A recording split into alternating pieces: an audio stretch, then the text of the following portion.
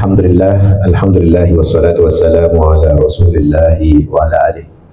Allahumma salli wa sallim wa barik wa karrim wa azim ala sayyidina wa habibina wa syafi'ina wa qurrati a'yunina wa maulana Muhammadin wa ala alihi wa sahbihi wa man tabi'ahum bi ihsanin ila yaumiddin.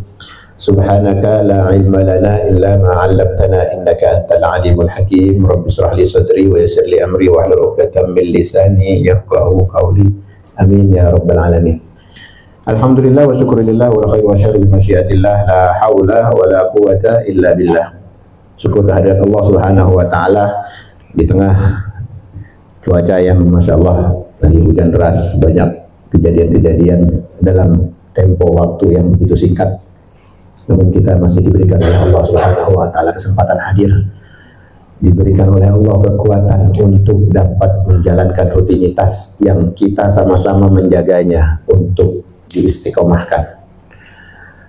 Tak lain tak bukan tujuan kita hadir harus dengan tujuan yang dapat diukur dengan hati kita bahwa lillahi ta'alanya jauh lebih besar, supaya manfaat kita hadir dapat ganjaran pahala dan dapat amaliyah yang kelak dapat membanggakan kita dan orang-orang yang kita kasihi.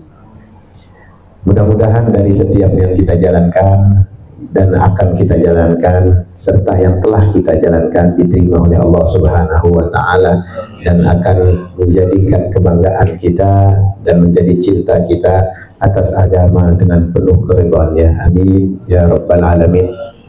Salawat dan salam tak lupa kita curahkan kepada junjungan Nabi besar Muhammad sallallahu alaihi wasallam. Kita ingin menjadi umatnya yang terbaik, kita ingin menjadi umatnya yang dicinta, yang diperhatikan, yang penuh dengan kelembutan untuk menerima hidayah, nasihat. Ya, kita ingin menjadi umatnya yang taat dalam beragama, mengerti dalam perjalanan kita yang sekali ini.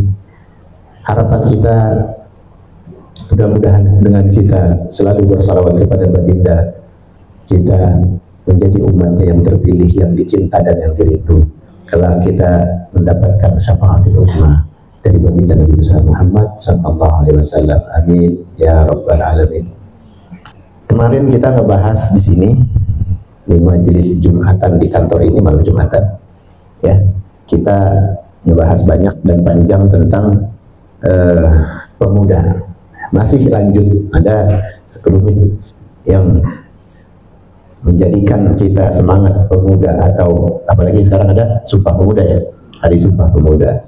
Ini harus menjadi satu kebangkitan bagi kita yang betul-betul merasakan jiwa muda, atau kita yang ingin melangkah menuju perjuangan dari kesempatan mudanya kita. Ini harus dijadikan satu motivasi supaya apa? Supaya perjalanan umur kita berkualitas dan bermanfaat untuk diri kita, terutama khususnya dan umumnya untuk lingkungan dan masyarakat serta agama negara kita.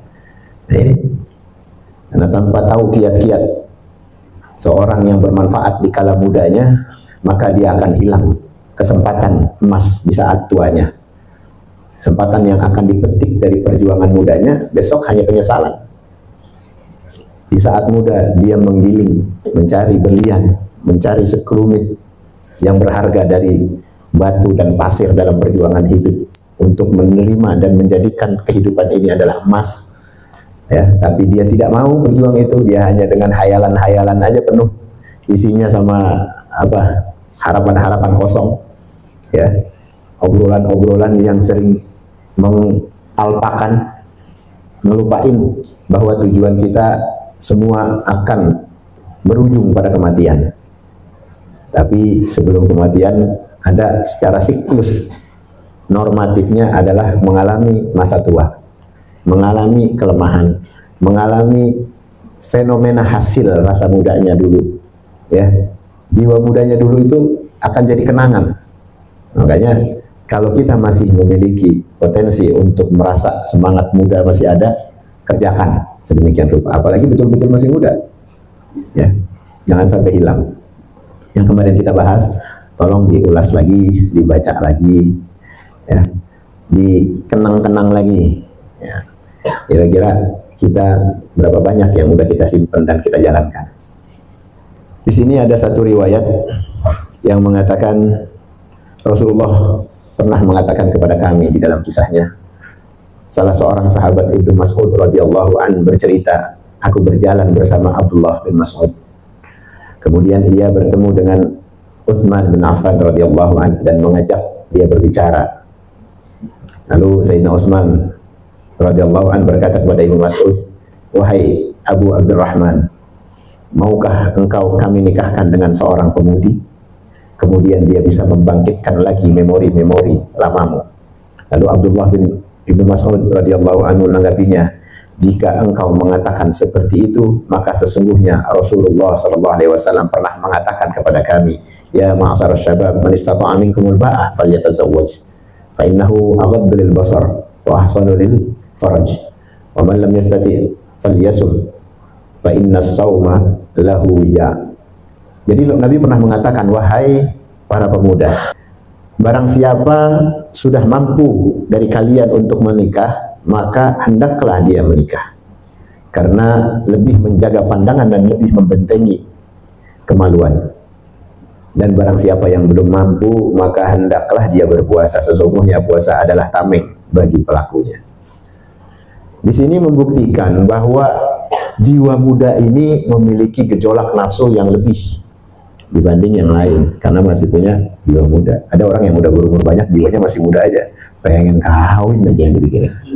Nah, ini ada nasihat ya untuk orang muda yang diingatkan oleh Nabi besar Muhammad SAW. Kalau ada kemampuan, nikahlah segera.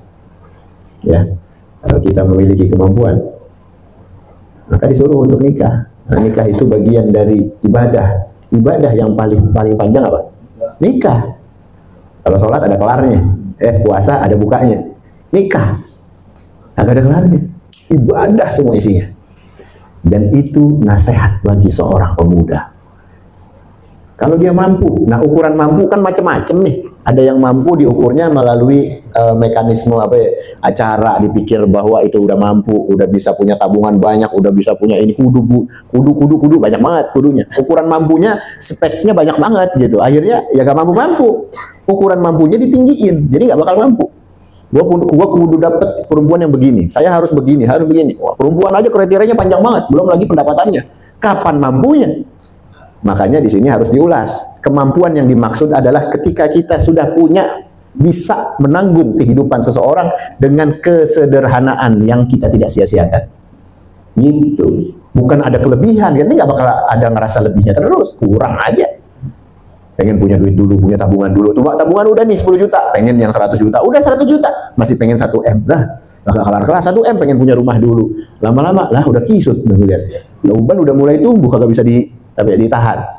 Gitu. Maksudnya dari kemampuan itu harus diminimalisir spesifikasi kitanya. Kurangin. Di sini kan ada wasiat dari Nabi. Agar apa? Agar baik. Sebagai apa? Sebagai bentuk amal ibadah kita dan juga baik untuk benteng kemaluan kita. Kalau enggak kan akhirnya apa? Dianggurin aja.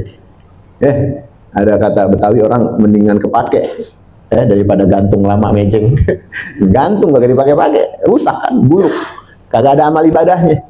Ya, apalagi menjadi fitnah dan azab. Nauzubillah min zalik. Nah, itu kan bagi pemuda nasihatnya. Ini juga bagi orang yang udah berumur tapi masih jiwa muda. Itu sama tuh. Ya. Umur banyak udah, pikirannya masih kayak bocah aja. Giroh banget, masih mau nambah ya. Kita harus tahu konsepnya sebagai pemuda seperti apa, ya, untuk ibadah kayak gimana. Sekarang kalau ditanya, aneh, wah luar biasa nih, gejolak syahwatannya nggak bisa kontrol gitu kan. Nggak boleh ngelihat yang putih dikit, kambing putih aja udah mata udah hijau. Ngayalnya udah kemana-mana gitu, ngelihat sapi putih yang mulusan dikit, apalagi orang. Nah ini, maka diperintahkan untuk dia untuk apa? Berpuasa, ya. Karena nikah nggak bisa, ya, dianggap masih belum mampu. Mampunya tadi ada ukuran, ada mampu yang tidak mengukur. Ketika dia udah pasti kagak mampu dah. Ini yang kemarin aja udah amburadul dari bini pertama, ini udah cerai gara-gara saya nggak mampu, misalnya gitu. Sebetulnya bukan nggak mampu, Ya, karena emang dia nggak tahu caranya. Nggak ada. Kita kalau mampu memberikan yang udah nikah nih, yang udah gagal, kalau udah merasa ilmu itu cukup, ya, memadai dan mumpuni dalam kita berkeluarga, insya Allah ada aja jalannya. Yang bikin kita merasa nggak mampu itu karena tidak adanya ilmu. Gitu. Ilmu itu penting. Kita tahu orang yang penuh dengan kekurangan secara fisik, ya, dan ekonomi masih bisa hidup langgeng dengan rasa cukup. Kenapa masih bisa langgeng sama rasa cukup? Padahal hidupnya lebih kekurangan lah kalau di pandangan mata kita. Karena dia memiliki ilmu kesetiaan, ilmu menerima, ilmu saling ridho. Ya, banyak contohnya.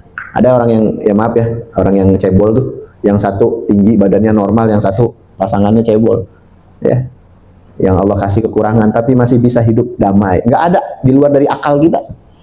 Hidupnya kekurangan kalau kata kita. Gimana? Kita kan mikir gimana hubungannya, gimana ininya, gimana hidupnya, dia hidup miskin bisa setia begitu.